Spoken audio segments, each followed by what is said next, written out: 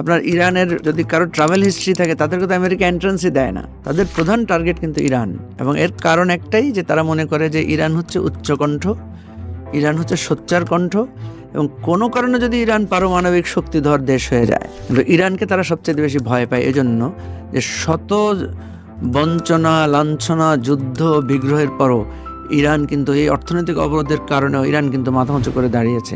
আর সবচেয়ে বড় হচ্ছে ইরানের যে ন্যাচারাল রিসোর্স আছে, এবং জাতি হিসেবে তারা যে শিক্ষায় সমৃদ্ধ, তারা কিন্তু কখনো মাথা নত করে নাই, মাথা হেট করে নাই।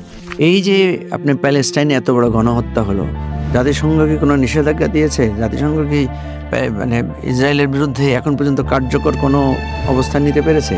আমেরিকায় কিন্তু প্যালেস্টাইনের এই হত্যাযজ্ঞের বিরুদ্ধে বৃহত্তম প্রতিবাদ হয়েছে।